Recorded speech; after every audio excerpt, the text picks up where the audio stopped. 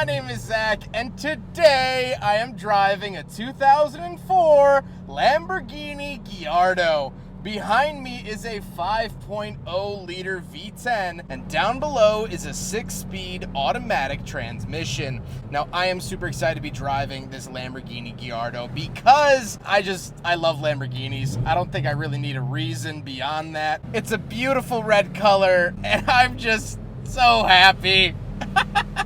But if you would like to submit your own vehicle, you can head on over to my website, zackpradel.com/submit. It's a quick and easy submission form, takes under a minute to fill out, and doesn't necessarily have to be a Lamborghini, but boy, does it help get my interest. Let's get back to that 5-liter V10. Well, it's a Lamborghini-designed engine, and you might be thinking that that's pretty self-explanatory. Yes, but also this was right after Audi acquired Lamborghini, or the Volkswagen Group, and so later Gallardos actually had the 5.2 liter V10, which was designed and developed by Audi. This is a true Lamborghini V10. It makes close to 500 horsepower, about 493 horsepower, and it is absolutely lovely. This one does have an aftermarket exhaust on it, which was a big complaint of first-gen Gallardo owners, is that it was too quiet. So Jimmy, the owner, has fixed that with this one. Now, like I said, paired to it is a 6-speed automatic known as the E-Gear. It is an automated manual transmission, so it's actually the same transmission that you would find in the manual Gallardo, but basically a robot does the job for you. Now, these do have clutches that don't last very long. About 15 to 20,000 miles seems to be the going rate of a clutch on one of these cars, and so this one has already had it replaced. Most Gallardos have had it replaced, and there's actually an updated clutch that should go a lot longer. And driving this car, you should leave it in manual mode and shift on the paddles yourself. It's gonna help that clutch last a lot longer. Last but not least, the Gallardo is all-wheel drive. I was not aware of this when I was a kid lusting after these cars, is that most of them were all-wheel drive. Now, there were some rear, but most were all. How does it feel to drive a Lamborghini Gallardo? Well, I mean, this is just a boyhood dream come true, really, truly. But interestingly, the only other Lamborghini I've driven has been a Lamborghini Huracan. The Huracan was so easy to drive, it was nearly shocking. It was fast, it was fun, it was great, it was all that stuff. But this does take a little bit more work, especially with that shifting, and it is a little bit more brutal. You really feel that V10 bolted to your back.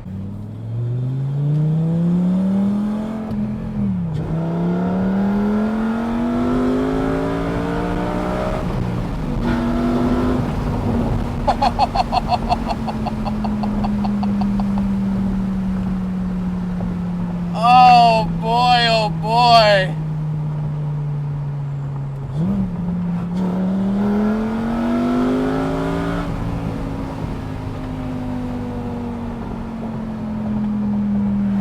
I'm gonna start crying. It's every boy's dream. It's every boy's dream.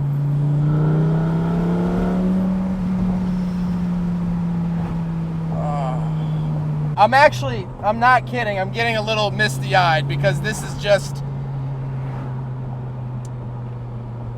I'm just overwhelmed. I really, really am. I'll explain the final thoughts. Let's talk about the interior. In front of me, I have 4 gauges. Off to the left, we have the coolant temperature and tachometer. Off to the right is the speedometer and fuel. And in the center, I do get a little information gauge. Now, this is very Audi, but very helpful. On the steering wheel, we don't get anything. The Gallardo didn't even have cruise control back in the day. Kind of interesting to see that. Now, off to the left, we do have a climate control vent, but then we just have this random button that says R. No, it's not for a Reese's cup, it's just for reverse. It's all the way over here, separated from the rest of the transmission buttons. I don't know why. We also do get a little cubby space here too. And moving out of the door, we have lock and unlock, but that's it. Moving into the center, we have more gauges for oil pressure, oil temperature, and battery voltage, 3 climate control vents, and then an aftermarket radio, because the radio from back in 2004 doesn't really keep up with modern tech, so a previous owner removed it. But then we have some interesting switches. We do have our window switches here, fog lights, traction control, fuel door, and hazard switch. And I really like how these switches are designed. They look really rugged and out of a fighter jet. Down below, you will notice that this is very Audi. So we have our dual zone climate, heated seats, which is probably one of the most useless features in a Lamborghini. I don't know anyone that drives one in the winter, at least in a fixed roof coupe. I could maybe see the Roadster having heated seats for a chilly night, but even still. And then we have our mirror switches and our transmission options. So we have sport mode, which the owner says to keep it in, it's gonna be the best shifting, automatic mode, and slippery road mode. And as you can see, it is on this circle, basically acting as a block off plate to where the manual transmission would come through, which is a gated 6-speed. Then I do have the handbrake, and there is a cup holder behind me. So we'll do a big friggin' bottle test, but it fails. However, it is the first Lamborghini to be big friggin' bottle tested here on the Shooting Cars channel, because I reviewed the Huracan in 2020 and didn't start the bottle test till 2021. So here we go. Hats off to a new bottle test. Now, the seats are okay. They're not the most comfortable seats I've ever sat in ever, but this is, you know, a supercar, so they weren't really going for longevity. If you are tall, it might be a little bit of a squeeze. I'm 5'11", and I'm doing okay, but I could see people above 6 foot having an issue. So something you might want to note if you're looking for your Lamborghini Gallardo. Now behind me, we don't have any, it looks like it might be a bench, but it's actually not. However, we do have a frunk, so let's go look up there. All right, around the front of the Gallardo, little handle down here, and it does have struts, but that is all that you get. That's all the room. However, it actually did fit my camera equipment fully, so I guess that means it's the perfect daily driver for me. But, you know, there you go. Frunk of a Gallardo.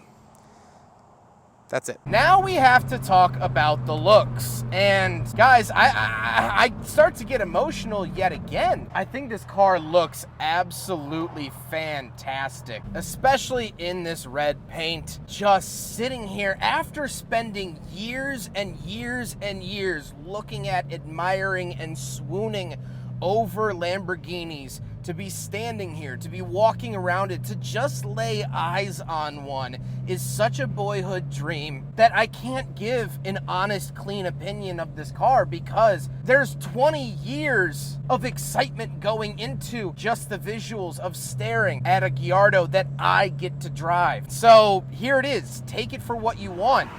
Formulate your own opinions. But my opinion is that it's the best in the world. Let's get on to my final thoughts. I'm sure this won't be muddied up by my childhood. Brass tacks, nuts and bolts. I'm impressed with how much is an Audi. So Audi acquired Lamborghini in the late 90s. Lamborghini was not in a great position financially. And so when Audi ended up buying the company, they set a plan in place. First of all, create a new flagship vehicle, the Murcielago. But then their step 2 was to create an affordable product that would get people's foot in the door. Now, $190,000 I wouldn't consider affordable. But in the world of Lamborghini, this was an entry-level Lamborghini, something that more people could afford than the $250,000, $300,000 big boy. And that's how they were gonna start making money. And you know what? It worked. It worked so well that this was the most sold Lamborghini in history up until its replacement, the Huracan, which then beat it out. And yet Lamborghini didn't water down their product. They didn't slap their name on a crossover to make a couple bucks like they did today, which I haven't driven one of those, so I can't give my full opinion, but that's just how it feels from the outside. But with history and politics out of the way, to now be behind the wheel, first of all, it's not as scary to drive as you might think. Transmission takes a little bit of getting used to, but it's not anything I'm not up for learning. And once you're behind the wheel, when you hear a V10 singing behind you, it's a whole new world. This just affirms everything I was ever looking forward to as a kid. I can finally answer that question. Is this car I've played in every video game as good in real life? Yes, it is. Did I get it when I was 13? No. I got it when I was 26. I don't have much more to say.